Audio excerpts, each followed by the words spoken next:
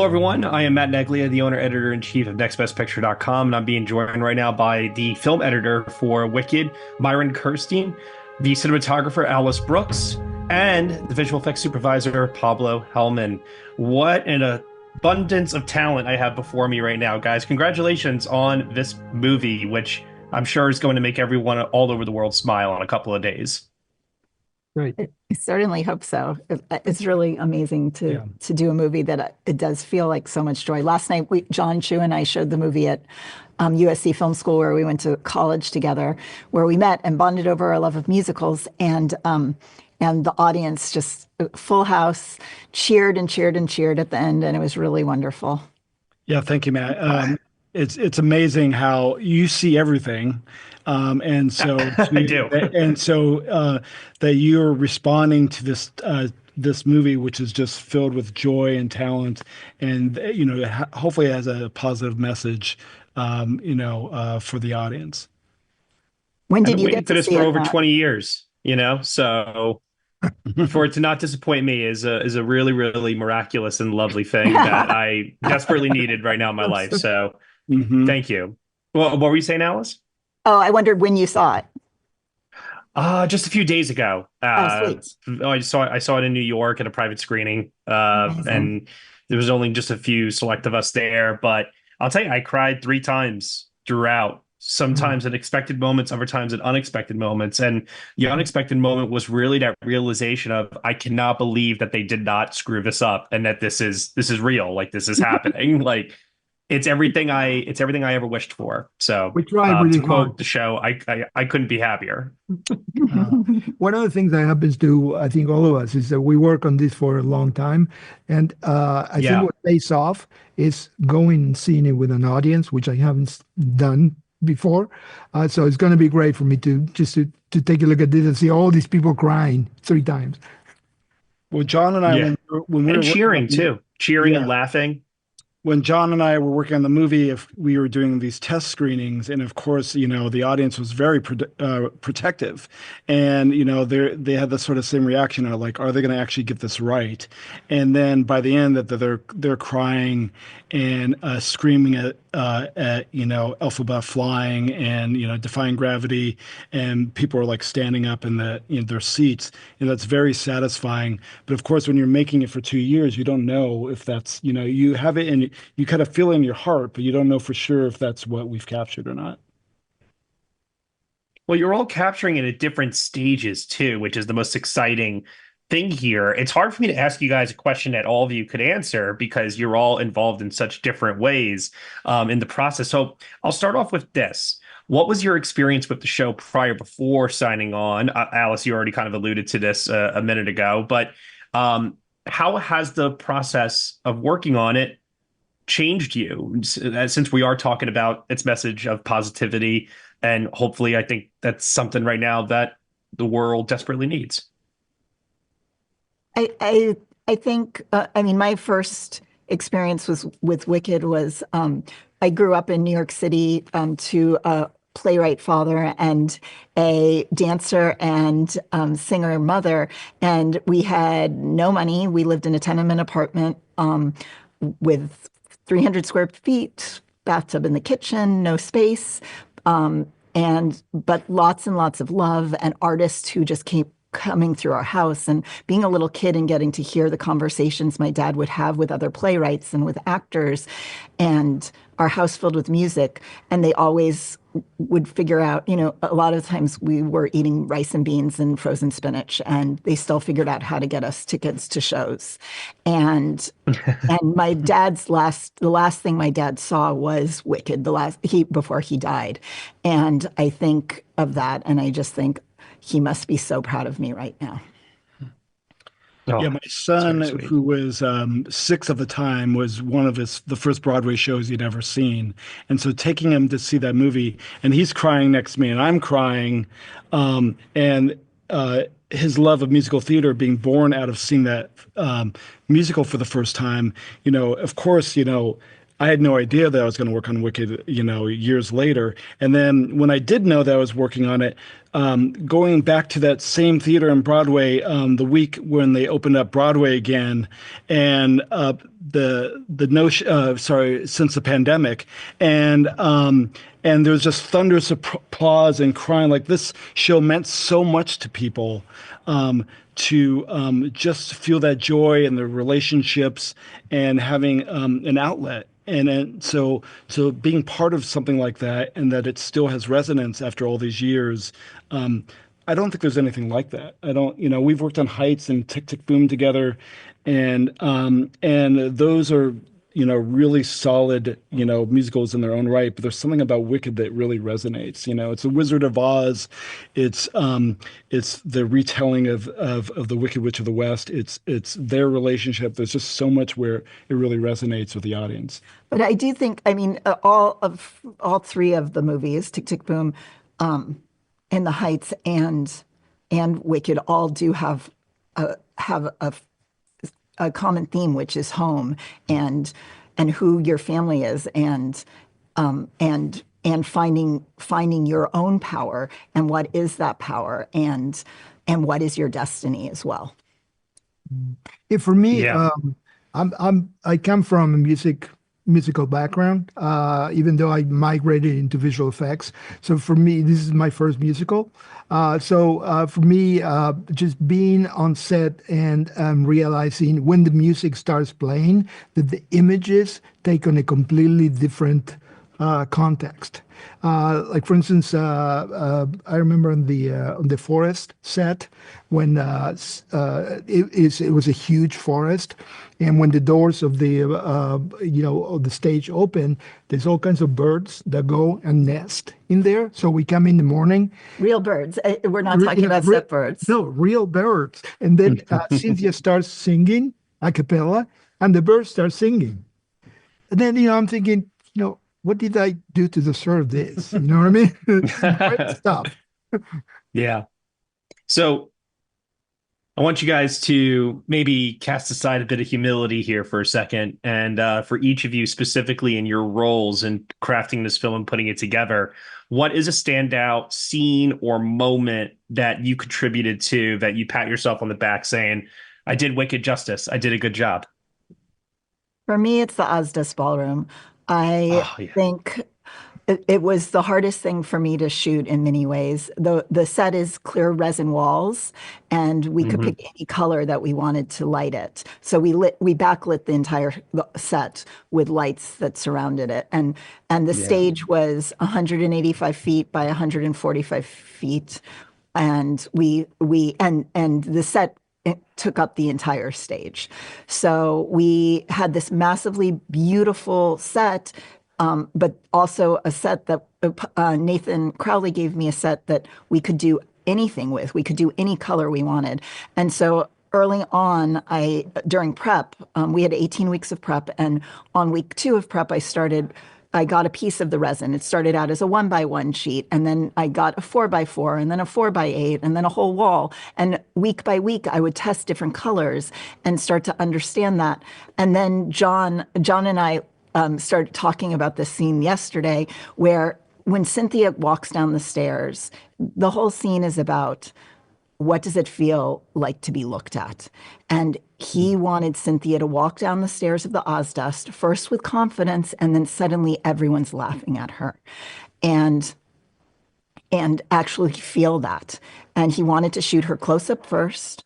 And we shot her close up on a 65 millimeter lens, and she does this whole dance, and we did it all as one long take. And knowing that it was going to be cut up. And it's a 10-minute take, and she is wearing a huge hat that can shadow her face, and we're doing these 360-degree shots of her, so we need to avoid camera shadow, and the light has to constantly move. We have about 1,000 lighting cues during that 10 minutes, and the gaffer was changing the lights as we were doing it, and then on our first take, suddenly at the very end, one tear streams down her face. And Ariana touches the tear and wipes it away. And none of that was planned. Like, we didn't know when Cynthia was going to cry. And the fact that we could be the space for that performance to happen, that we could let John have that, right? Like at first when he presented me with the idea of doing this all at once, even though I knew it was going to be cut up, it seemed crazy, but he always presents us with challenges and we always rise to the challenge. Can Yeah, I there's also just say too, before I hear from the gentleman, Alice, one thing that I noticed too was, as someone who's seen the show 2 times live, there's a couple of moments where the camera will do 360 and circle around the actors, and it's like I just even that motion alone, as someone who's only seen it from one angle, in person, to see the story from a different perspective like that in motion. It's a small thing, but it just speaks volumes to this is something that you could do that you can't do on stage, and it translates differently then to the audience. So I just want to say thank you for that. Thanks. I mean, we did. We wanted this vast, epic world, but also the intimacy. And the close-up is something you can't do on a stage, right? No. You can't get that. And breaking the proscenium and the girls looking right into the camera many times and doing these 360s, it does do something to the audience, and did become our parts of our visual storytelling of Wicked. Yeah. And gentlemen? Well, for me, when you really look at the whole, I mean, there's the emotional part that I was part of, and I felt just like all of us as we were watching dailies and we were looking at visual effects work coming in and walking into the movie. It felt very emotional. But then there's all this, the logistics of handling, 2,200 visual effect shots, because every shot is a visual effect shot. But for me, probably, if the Ozis scene didn't work, it wouldn't have take us into Defying Gravity to give us the impact that Defying Gravity has. And for me, the logistics of getting that scene together started with John and a model of Emerald City and all of us, coming around, and then John having a little stick with Alphaba at the end of it, and playing the music, from the phone, and having him, go through all the stunt work on all the choreography of what needed to happen, and then us looking at each other and thinking, how the heck are we going to do that? And that was 2 years ago, something like that. No, it was 3.5 years ago. Okay. No, it was 3 years ago. Yeah, Time flies. Pablo and I first met 3 years ago in Georgia. In Georgia. We were originally going to make the movie in Atlanta, and Pablo and I met location scouting in Atlanta. Right. So it started there, there, talking about all that stuff. And then at the same time, we all kind of listen to each other. I do a lot of listening because part of my job is getting inside the director's head. So just to get that scene there with Cynthia doing all the stunt work and us creating the world around it and making sure that it pays off. See, if Ozis wasn't working, that scene wouldn't have paid off. And Pablo, if I could pay you a compliment too, there's moments in this where it's like, I know it's a visual effect. I know flying monkeys are not real, but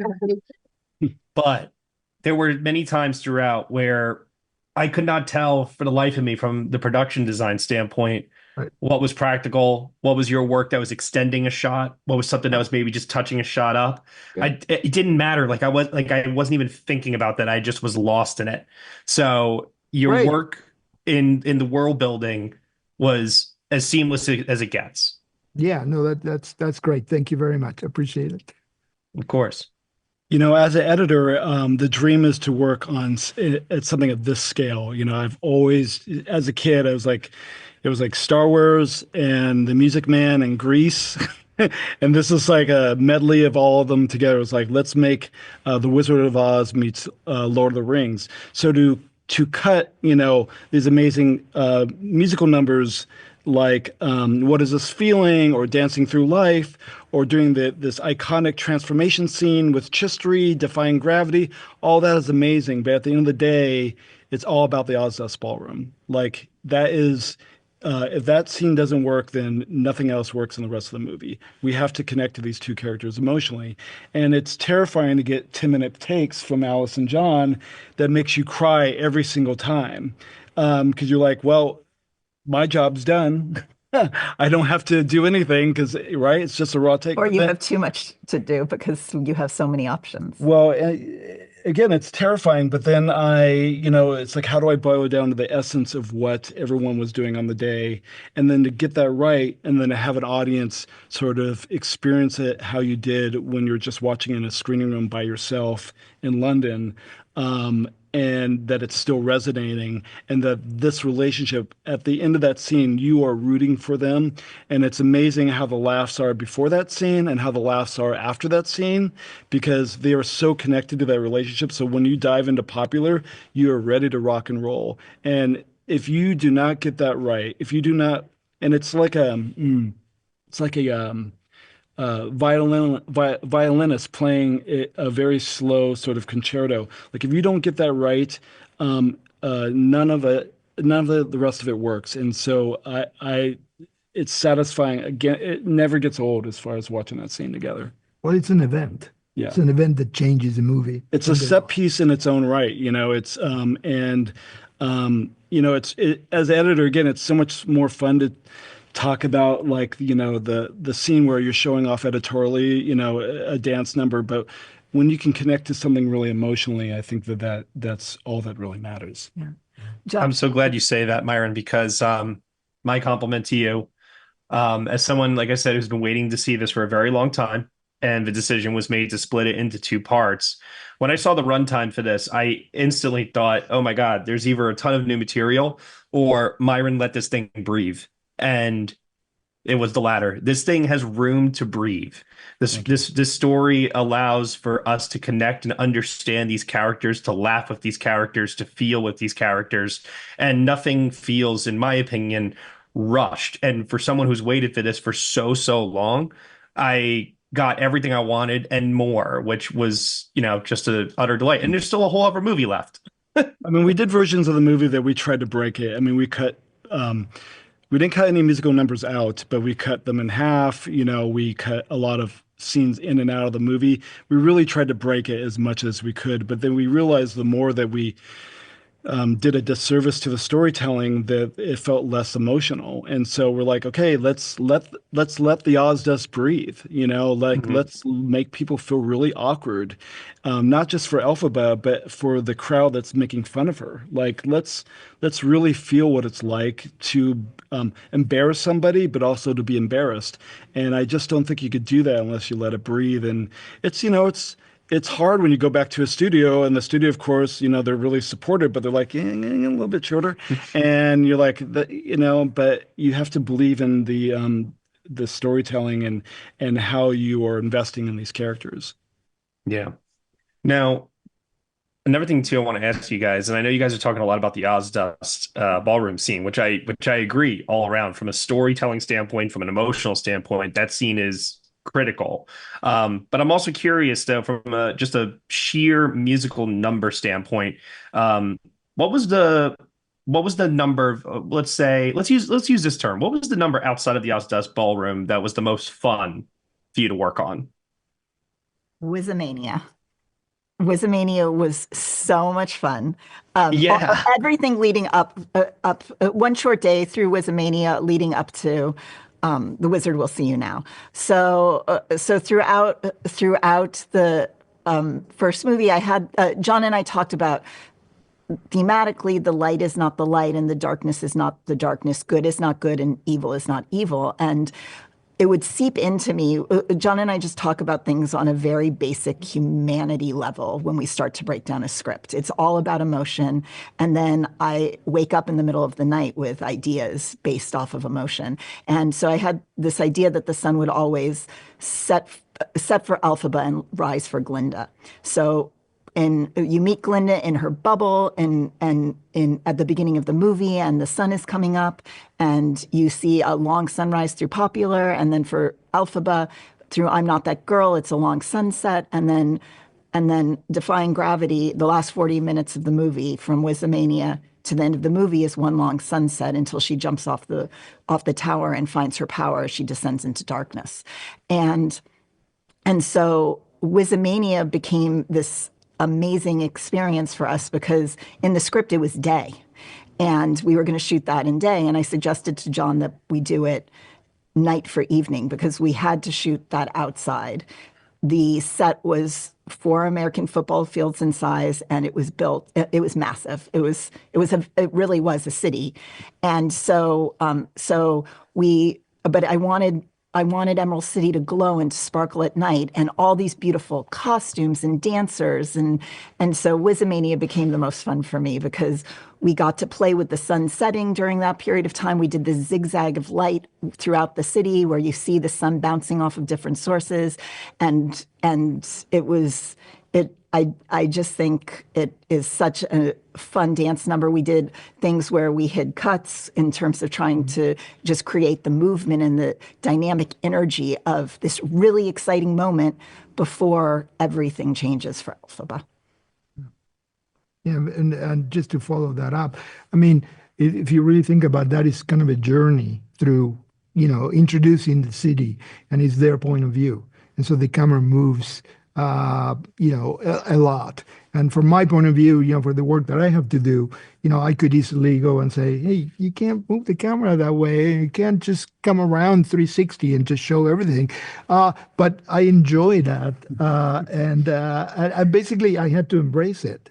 And part of our job is to get John to make the movie that he wants to make. And I'm never going to be in the middle of it. I'll deal with that later. I mean, of course, I could talk about what is this feeling because it's so much fun and there's split screens and it's a real joy to cut a number like that. But the two musical numbers that were really amazing to sort of get right. One was really problematic, which is No One Mourns the Wicked, because it was basically the opening of the movie, and it's not exactly a banger as far as enjoying how you're going to enjoy a musical. It's very dark. There's people burning effigies. It's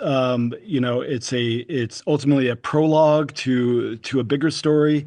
So that took basically a year and a half to get right. So, Wow. and as far as like trying to like crack that, and originally,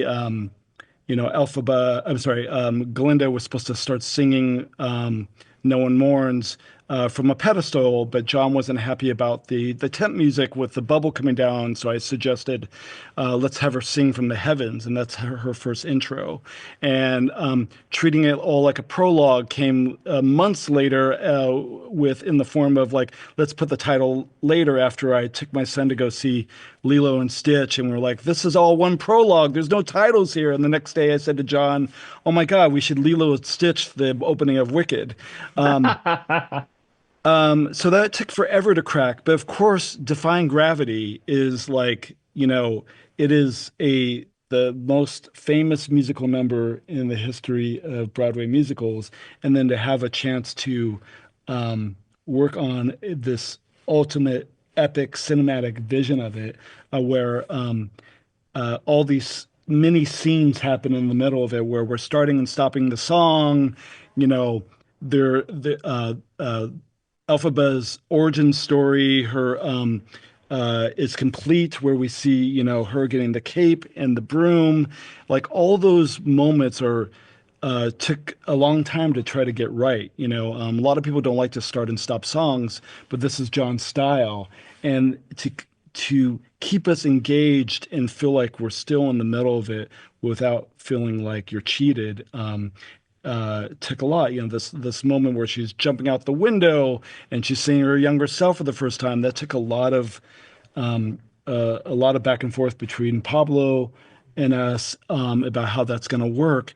And then her flying through the air, singing the song, and then this constant play between building up moments and letting them breathe and building suspense, even that sort of the war cry, building up that moment, which is again like we basically pause the music to build up this suspenseful moment. Although all that stuff we're playing in the edit, and then getting to suggest big epic shots to Pablo, That was fun. That was a lot of fun.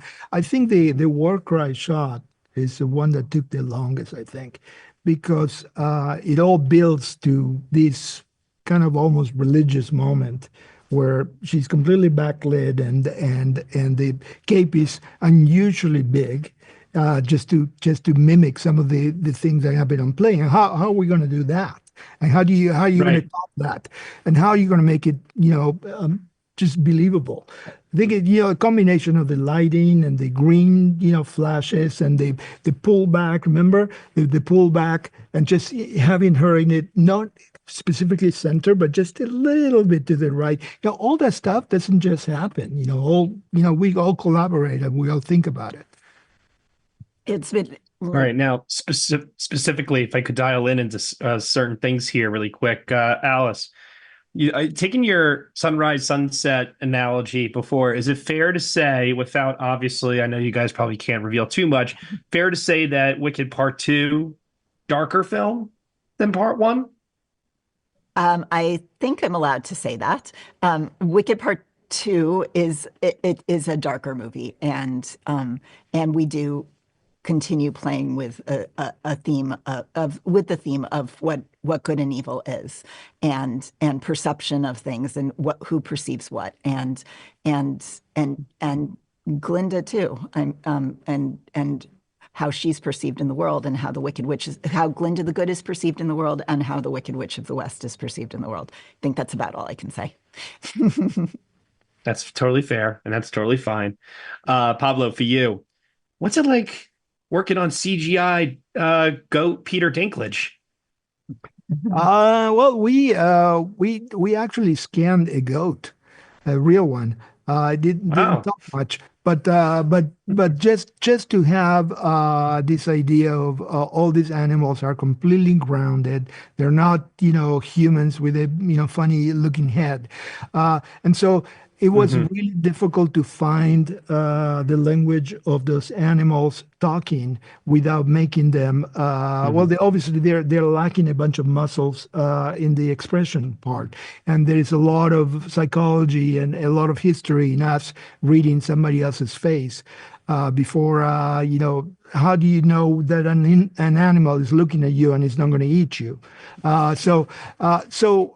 I think it was a difficult thing to find, but it was all based on real stuff. Like for instance, on set we had an animal unit that was made of 15 people, and those people would be part of the scene. So John could direct it, and then And I we could could light, frame it. Yeah. and I could frame and light, and even all through this last year, John and Myron and Pablo have been wonderful about inviting me into visual effects reviews and having conversations about the light, about the Nice. lighting, and so when early conversations with the Dillerman scene, I mean, I think the Dillerman classrooms, Yeah. it just like totally broke my heart when I saw Dillerman, it fully Dillerman for the first time, and how he just sat in the space so beautifully. And my daughter, my 9-year-old daughter, was with me, and was on the set the entire time we shot Wicked. She went to pre-light every weekend. She'd be running around, running down the yellow brick road. And when she'd come to visual effects reviews sometimes, and she could not believe that Dillerman was not a real goat. Yeah, and a lot of it has to do with the Hmm. methodology. So to have somebody there that makes choices and also elicits, choices from the other actors. So the timing for the editing needs to be part of, what we're doing there. I think all that is also part of how we all sit down and try to work with John and be part of the process. Yeah. It's a really amazing team, all of us together. It's a really special group that John put together on this movie. Yeah, there's something Yeah. about Yeah. No, I think you're so. responding to the dailies and you're like, there's not a goat here. But I'm feeling something, I'm feeling, and having these performers, play the animals. We didn't have Peter's voice for a long time, and so I'm just sort of. In fact, we had a woman playing. Oh, that's right. Yeah, Oh, and yeah, yes, yeah. and so that was helping guide the pacing somewhat, but I was even in that form I was feeling stuff, and so you're leaning into how things are being captured on the day, and just you're just imagining a goat will eventually be there. A lot of it has to do with what our eyes are doing, because taking a look at what Peter had done, Peter Dinklage had done, and some of the inflection that and how he reads a dialogue. Also, he does something with his face and with his hands, and so we put that in the animation too. And the body does what the eyes do. So we had to put that in there. That's why I think it resonates. Yeah, it's funny like that. Yeah. So it just felt like icing on the cake at that point. But it was even in the raw dailies, I feel like how everyone was just treating it so seriously, even with with the chalkboard being reveal, and then that sort of touching moment between Elphaba and Dilliman towards the end of the scene.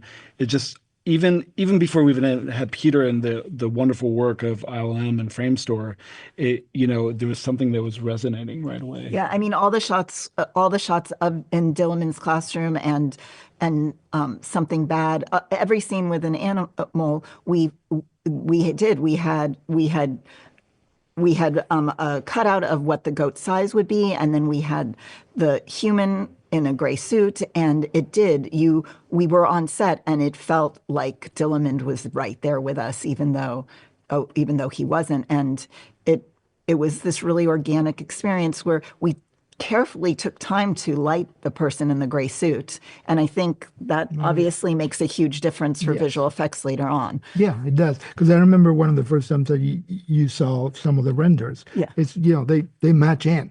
I mean, we do all the science, yeah. We take all the measurements. But once we start there, you start already with the lights that, are there. The very first thing Pablo said to me when we first met 3 years ago was, Alice, it's all about the light for me. So I'm happy. I'd say it's about 90% lighting.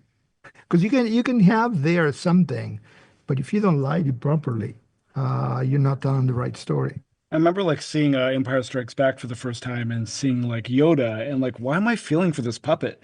And it was the same way working on this film. Like I am feeling things with just a person in a gray suit, and it's coming to life already. And time again through Dilliman's hut scene to Chistery's transformation, I was feeling something in the sort of rawness of it. And again, doing something that has spectacle but also feels grounded and emotional was, I think, the key for all of this.